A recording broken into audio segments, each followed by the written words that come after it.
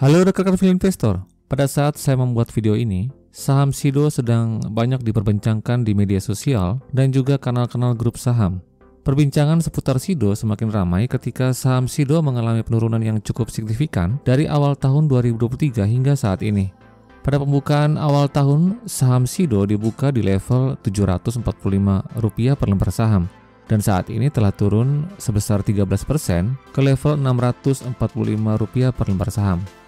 Sebelumnya, saham SIDO juga sudah turun 40% dari titik tertingginya di level Rp1.070 per lembar saham hingga ke level saat ini. Lalu, ada apa dengan saham SIDO?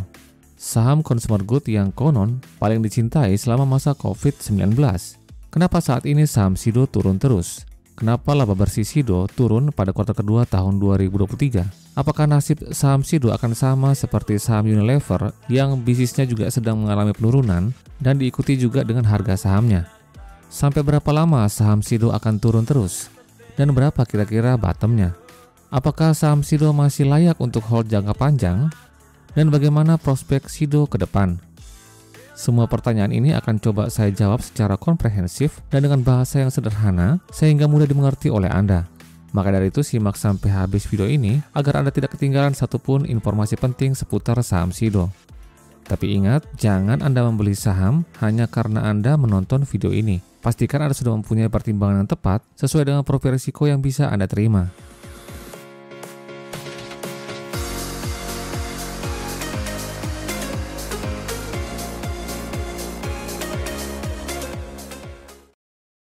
Saya akan memulai penjelasan mengenai saham SIDO dengan melihat kenapa bisa sampai saham ini dicintai oleh investor pada saat pandemi. Untuk menjawabnya, saya akan mengajak Anda untuk melihat data histori kinerja SIDO selama 10 tahun terakhir. Sebelumnya, fakta menunjukkan bahwa saham SIDO itu sebenarnya sudah naik semenjak IPO. Pada harga 290, sudah naik sebesar 122% hingga saat ini. Jadi sebelumnya memang saham SIDO ini sudah menarik banyak minat investor semenjak IPO sampai dengan titik tertingginya yang dapat dicapainya kemarin di level Rp1.070 per lembar saham. Data ini menunjukkan kinerja histori SIDO selama 10 tahun terakhir. Nah, beberapa hal yang bisa kita lihat dari data ini yang menarik diantaranya kita perhatikan ya. Selama 9 tahun terakhir ini, kinerja fundamental SIDO terlihat bertumbuh dengan sangat konsisten setiap tahunnya. Nah, saya menggunakan kata sangat ya, karena memang kita perhatikan terutama dalam 9 tahun terakhir, kinerja pendapatan dan laba bersih SIDO naik tanpa ada satupun penurunan. Naik secara konsisten selama 9 tahun berturut-turut. Kita perhatikan ya, mulai dari aset, ekuitas, pendapatan, laba kotor, laba bersih, dan juga EPS naik secara konsisten ya. Ya walaupun dengan CAGR yang lebih kecil ya. Yang maksud saya tidak terlalu relatif besar ya, 3% rata-rata untuk aset sampai dengan pendapatannya ya. Tetapi ini konsisten bertumbuh setiap tahunnya. Pertumbuhan yang menurun baru terlihat pada tahun 2022, terutama dilihat dari pendapatan dan juga laba bersihnya. Tapi sebelum saya sampai ke situ, saya mau memperlihatkan beberapa hal yang menunjukkan bahwa memang SIDO ini mempunyai fundamental yang sangat baik, sehingga memang hal inilah yang menjawab kenapa saham SIDO ini disukai atau dicintai oleh investor. Yang pertama, perusahaan yang bagus itu biasanya mempunyai penjualan yang kurang lebih hampir sama lah dengan total asetnya. Atau setidak-tidaknya mendekati atau 80% dari nilai asetnya itu merupakan nilai penjualannya. Nah, kita perhatikan ya, pada tahun 2021 saja nilai penjualan SIDO itu sudah melampaui nilai asetnya. Dan pada tahun-tahun sebelumnya itu tidak terlalu beda jauh ya antara aset dan juga penjualannya. Nah, hal ini untuk perusahaan consumer good itu merupakan suatu indikasi yang bagus ya. Dan memang ini sejalan juga dengan return on asset ya, kita perhatikan ya, yang konsisten di atas 10%. Ini salah satu yang terbaik di Bursa Efek Indonesia dan memang ini salah satu yang jarang terjadi ya. Hanya ada beberapa perusahaan aja yang seperti ini. Bahkan kalau kita perhatikan ya, ROA-nya meningkat juga sama seperti indikator kinerja lainnya ya, dari yang 13,74% pada tahun 2013 naik menjadi 30%, 31% kalau kita bulatkan pada tahun 2021. Lalu pada tahun 2022 turun memang 27%, tapi sudah naik 2 kali lipat dari tahun 2013. Nah, yang kedua kita perhatikan ya, pertumbuhan aset selama 10 tahun terakhir ini sebesar 3%. Nah, tadi kan saya katakan bahwa memang pertumbuhannya tidak terlalu tinggi ya. CAGR 3% itu menurut saya tidak terlalu tinggi. Kalau CAGR yang bagus itu, yang tinggi itu ya di atas 10%. Tetapi yang menarik di sini, yang justru membuat saham SIDO itu sangat bernilai, jumlah kenaikan CAGR aset atau jumlah pertumbuhan yang dilihat dari CAGR ya, untuk aset itu jauh lebih rendah dari pertumbuhan laba bersihnya yang CAGR-nya sebesar 11%. Nah, hal ini berarti dengan tambahan aset yang sedikit saja, SIDO dapat melipat gandakan laba bersihnya jauh lebih besar daripada itu. Nah, ini sesuai dengan prinsip ilmu ekonomi ya, yaitu dengan pemanfaatan sumber daya yang sekecil-kecilnya untuk memperoleh keuntungan yang sebesar-besarnya. Jadi sumber daya yang maksud ini adalah aset ya. Jadi dengan menggunakan aset yang sekecil-kecilnya, SIDO telah berhasil melipat gandakan keuntungan yang sebesar-besarnya. Nah, ini yang menarik dari SIDO. Nah, berikutnya yang menarik dari SIDO juga kita perhatikan untuk ekuitasnya ya, atau modalnya ya. Kita perhatikan dalam 10 tahun terakhir, ROE SIDO itu sudah meningkat hampir 2 kali lipat ya, seperti tadi juga terjadi pada ROA ya. ROE SIDO yang tahun 2013 hanya 15%, kini telah menjadi 31% di tahun 2022. Return on equity menunjukkan seberapa baik manajemen suatu perusahaan memanfaatkan modal yang tersedia untuk memperoleh keuntungan bagi perusahaan. Nah, kita perhatikan ya, dengan pertumbuhan modal yang hanya 3% saja, SIDO juga telah berhasil melipatkan gandakan labanya jauh lebih besar dari itu, yaitu 11%. Ini pengertiannya, penjelasannya sama dengan aset tadi ya. Dengan menggunakan modal yang sekecil-kecilnya, SIDO telah berhasil melipat gandakan keuntungan atau laba bersih sebesar-besarnya. Nah, ini prinsip dari ekonomi. Nah, yang berikutnya kita perhatikan ya, semua hal yang bertumbuh ya dari sisi semua indikator ini ya yang mengalami pertumbuhan itu tidak diperoleh atau tidak terjadi dengan bantuan hutang. Nah, kita perhatikan ya, pertumbuhan hutangnya itu hanya 5% saja. Ini jauh lebih rendah dari pertumbuhan laba bersih yang 11% tadi. Nah, di sini yang paling menarik ya, setelah saya cek lebih detail lagi, baik itu detail hutangnya saat ini maupun hutang-hutang sebelumnya ya, di tahun-tahun sebelumnya, SIDO selalu konsisten tidak mempunyai hutang yang mengandung bunga seperti hutang bank, obligasi, atau senior note. Ini artinya pertumbuhan yang terjadi pada SIDO terjadi bukan karena ada tambahan modal dari hutang, tetapi dari kekuatannya sendiri. Nah, ini yang saya mau jelaskan pada hal berikutnya yang menurut saya menarik dari saham SIDO. Perusahaan yang mampu bertumbuh tanpa bantuan hutang seperti ini, itu artinya perusahaan ini memiliki arus kas yang sangat baik. Arus kas ini digunakan untuk membiayai ekspansinya dan juga operasional perusahaan tanpa harus menambah hutang. Nah, inilah yang bagus dari salah satu yang bagus juga dari saham SIDO atau dari kinerja saham SIDO, perusahaan SIDO muncul. Yang berikutnya kita perhatikan ya, gross margin SIDO muncul ya, selalu konsisten di angka di atas 40% ya. Dan bahkan ini dalam 5 tahun terakhir ini gross marginnya itu di atas 50% semua. Gross margin menjadi salah satu tolak ukur untuk menilai seberapa kuat nilai suatu produk itu di mata konsumen dan juga kekuatan mereknya di pasar. Perusahaan pada perjalanan bisnisnya itu kan akan selalu menghadapi berbagai tantangan ya, seperti salah satunya itu biaya produksi yang harus dikeluarkan untuk menghasilkan barang atau jasanya. Jika biaya produksi ini naik, maka pilihannya untuk menjaga laba tetap naik dengan cara meningkatkan harga jualnya.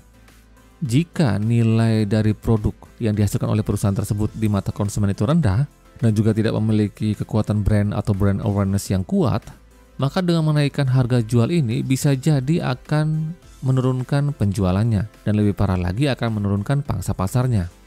SIDO telah berhasil memperkuat brand awareness-nya sehingga dapat menentukan harganya sendiri terhadap salah satu contohnya itu untuk produk tolak angin.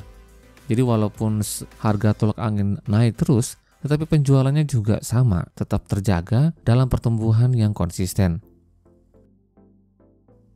Nah, beberapa hal yang sudah saya jabarkan tadi menunjukkan sebuah gambaran bahwa memang wajar saham SIDO selama ini selalu naik harganya. Dari semenjak IPO sampai dengan saat ini sudah naik sebesar 122% karena memang kinerjanya terus bertumbuh secara konsisten.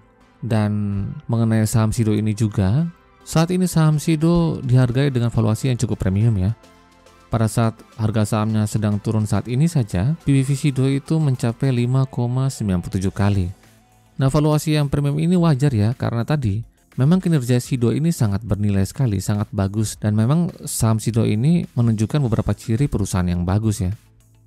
Dan memang PBV Sido juga selama ini dalam rata-rata 10 tahun terakhir selalu dihargai oleh investor itu di atas 5. Bahkan ada sampai dengan 6, 7, dan juga 8. Memang kinerja saham Sido ini memang nggak biasa ya. Emang sungguh luar biasa ya, karena memang menunjukkan pertumbuhan yang konsisten dengan beberapa hal yang menunjukkan bahwa perusahaan ini perusahaan yang bagus. Kinerja bisnis suatu perusahaan memang tidak ada selalu persis sama ya, dari masa lalu sampai dengan masa depan. Tapi setidaknya jika kita punya data masa lalu ya tentang bagaimana konsistensi kinerjanya pada masa lalu, maka setidaknya kita punya gambaran atau sebuah dasar yang rasional untuk melihat gambaran akan masa depan kinerja perusahaan tersebut. Lalu sekarang pertanyaannya, kenapa saham Sido turun terus dalam beberapa tahun terakhir, khususnya pada tahun 2023 ini? Nah, pertanyaan seperti ini harusnya, jika memang alasannya dari awal itu untuk masuk saham Sido untuk jangka panjang, maka penurunan ini sebenarnya malah menjadi peluang ya untuk masuk secara bertahap, lah bukannya malah lari dan juga panik untuk jual. Pergerakan saham Sido sendiri sejak IPO seperti yang tadi saya sudah katakan bahwa sudah meningkat sebesar 122%. Nah, dalam peningkatannya ini, Anda perhatikan ya, saham Sido juga mengalami banyak sekali penurunan, jadi tidak mulus. Hal ini juga terjadi hampir pada semua saham-saham bagus seperti BCA dan juga BBRI. Apalagi penurunan yang terjadi pada saham Sido ini memang merupakan konsekuensi yang logis ya. Konsekuensi dari yang tadi saya katakan bahwa valuasinya memang sudah sangat premium. Bahkan pada saat puncaknya di harga 1000-an itu yang saya tadi katakan ya, saham Sido itu pernah mencapai PBV 7 kali. Dan ini untuk saham Sido ini menurut saya termasuk kecepatan ya. Jadi penurunan yang terjadi pada saham Sido sekarang menurut saya sangat wajar karena memang valuasinya sudah mahal. Jadi memang saat ini sepertinya pasar tuh sedang mencari titik keseimbangan yang baru.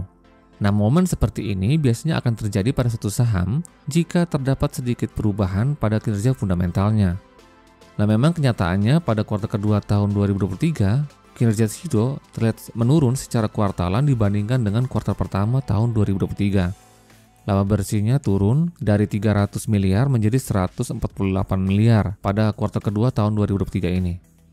Nah, hal yang sama terjadi pada kinerja tahunan, yaitu tahun 2022, di mana ketika itu kinerja kuartal keduanya juga lebih rendah dari kuartal ke-1 tahun 2022. Nah, pada saat itu juga pasar menanggapinya dengan melego saham Sido juga yang saat itu juga turun drastis ya, dari sekitar posisi 900-an sehingga menyentuh level 700-an. Dan saat ini pun kejadian sama terjadi pada Sido. Ketika kinerja kuartalnya turun, maka pasar juga pada akhirnya merespon sahamnya dengan penurunan yang cukup drastis ya, walaupun tidak sedrastis pada tahun 2022. Nah, menurut saya penurunan yang terjadi pada saham Sido ini ya, pada kinerja kuartal kedua ini, memang kalau saya perhatikan memang sudah sesuai dengan historinya ya. Artinya memang kinerja Sido memang biasanya akan menurun pada pertengahan tahun. Lalu biasanya secara histori akan naik lagi pada kuartal 3 sampai ke kuartal keempat seiring dengan dimulainya musim hujan atau musim dingin. Nah, manajemen sendiri sebenarnya pernah menjelaskan bahwa produk utama Sido yaitu jamu Sido muncul ya, jamu saset itu yang Sido muncul, biasanya memang penjualannya bagus itu pada saat musim hujan. Jadi memang biasanya penjualan yang bagus itu menurut manajemen itu yaitu pada kuartal ketiga akhir ya sampai dengan kuartal keempat dan pada kuartal pertama selama musim hujan itu masih ada. Nah, lalu pertanyaan sekarang, lalu kenapa kinerja pada tahun 2022 terlihat menurun ya dan seakan-akan menunjukkan puncak kinerja yang terjadi selama 9 tahun berturut-turut itu patah di tahun 2022? Jawaban atau penjelasannya seperti ini. Menurut saya, yang terjadi saat ini itu sebenarnya bukanlah penurunan ya, melainkan normalisasi. Nah, kita perhatikan pada tabel kinerja kuartalan ya. Terlihat pada 7 tahun ya, dari tahun 2014 sampai dengan tahun 2020, pertumbuhan atau kenaikan penjualan Sido cukup stabil ya, dengan porsi kenaikan yang kecil konsisten setiap tahun, kecuali untuk tahun 2013.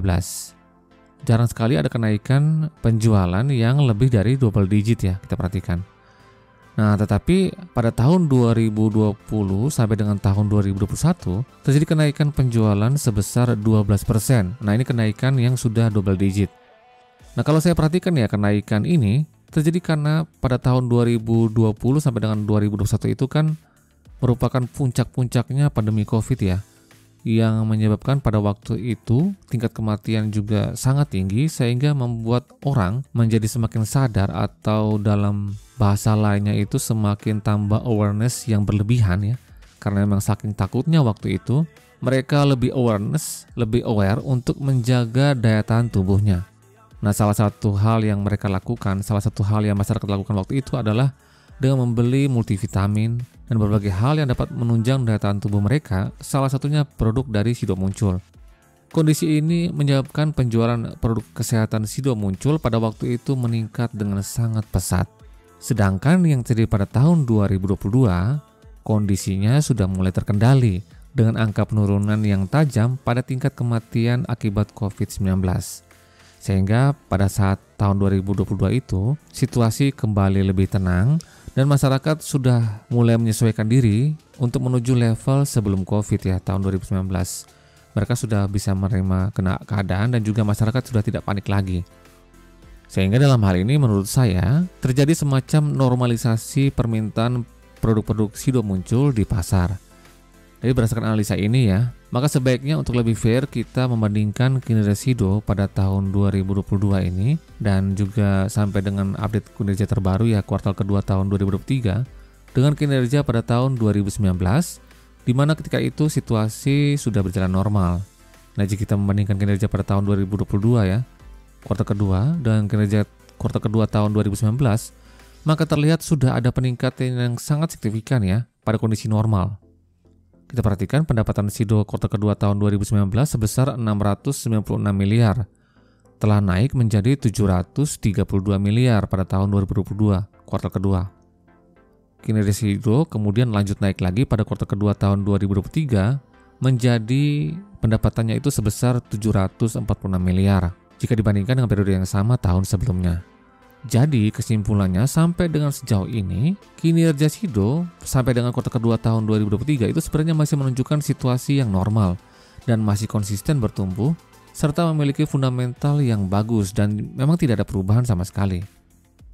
Nah, beberapa fakta inilah yang menunjukkan bahwa jika Anda sudah pegang saham Sido sebelumnya untuk tujuan jangka panjang, maka pertanyaan sekarang Anda masuk di harga berapa? Karena menurut saya dalam hal ini yang salah mungkin saja bukan saham Sidonya, tetapi pada Andanya sendiri yang masuk pada harga saham yang salah posisinya. Anda mungkin masuk di pucuk, bukan masuk ketika saham itu sedang berada di bandara, tetapi Anda masuk ketika saham itu sedang terbang. Nah, penjelasan selanjutnya tentang valuasi saham Sido yang bagaimana sehingga kita bisa aman untuk masuk, dan juga apakah saat ini memang saat yang tepat untuk masuk ke saham Sido, lalu bagaimana valuasi saham Sido saat ini, akan saya jelaskan pada video selanjutnya. Salam Value Investor.